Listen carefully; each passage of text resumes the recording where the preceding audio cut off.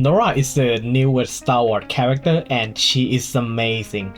She is very strong and can be played in competitive rank at no talent upgrade at all. Currently, she is free to get during anniversary event, so I want to make a video to teach you on how to use her. Let's get into it.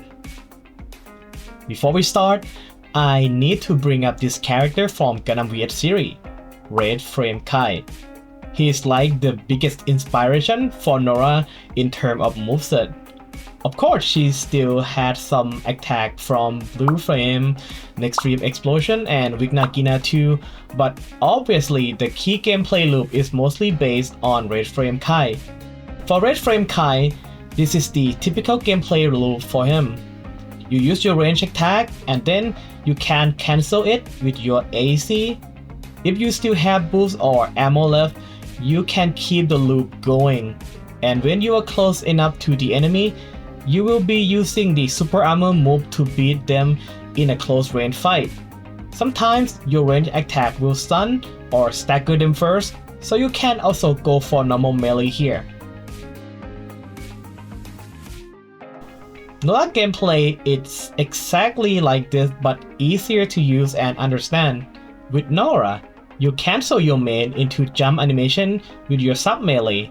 Then you have the option to use main stun shot or sword throw. Then you also can cancel them into one another. And when you are close enough to the enemy, you use your sub melee to beat them in a close range fight.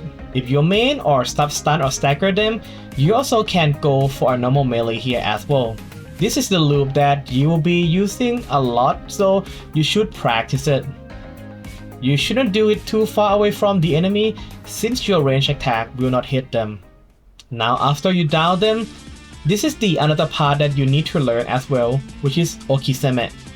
Her wake up game is also quite strong since there are many good options.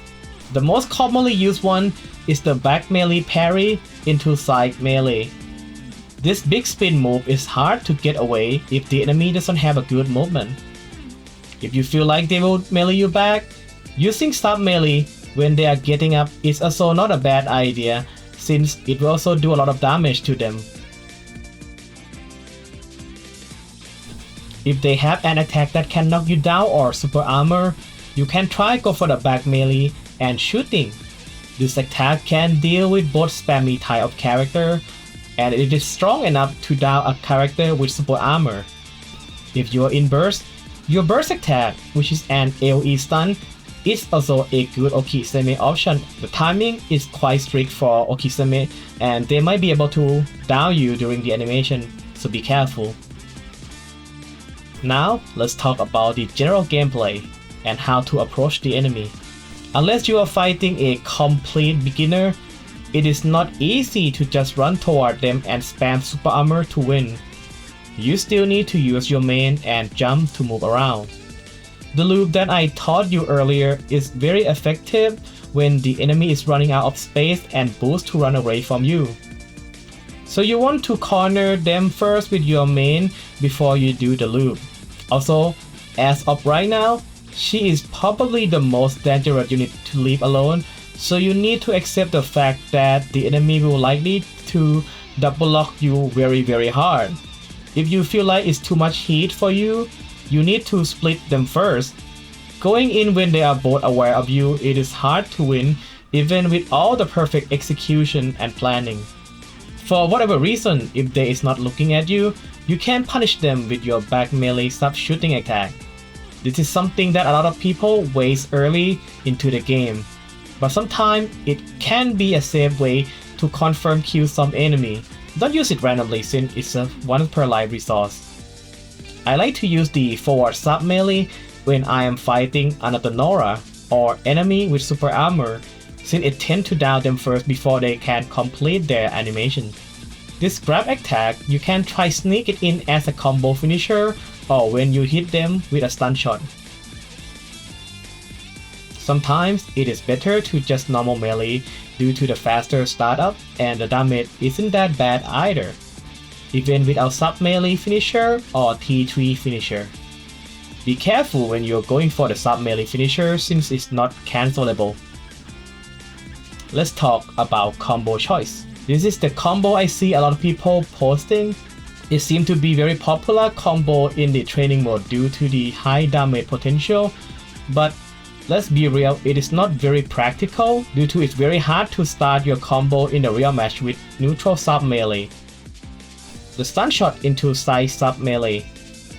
It is very fast and very effective and likely going to win you most of the game. The stun shot into normal melee combo.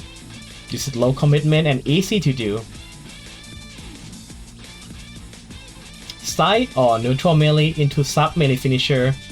It has a good damage and can down them for quite some time. But like I said, but it's quite risky because it is not cancelable. The Bong 3-3 combo. Some might say it is just the same with the sub melee finisher, but I don't think so, since you always have the option to stop it whenever you want. So in my opinion, it is the safer version if you plan to split the enemy into double 1v1 situation. For the talent, I think you should try her at T0 first, because I think the unit is completely playable there. T1 lower the cooldown for the sword throw. It's good because you get to do the loop more often. T2 add the shooting guard to your parry, which is also very useful on Okiseme situation. T3 combo is nice to have, and honestly, I think this is the good talent to aim for. T4 and T5 are very optional, but I can see T5 being extremely useful to closing out the game. To be able to move early after you stun them is very strong. I tried to keep this one short and I think it's still longer than I expected. For more gameplay references, I have a bit of both ranked game above 8k and quick matches for you in a separate video. You can check them out right now. And that's from me in this video. If you like what you saw, you know what to do. Like, comment, and share it around. I'll see you boys later. Bye bye.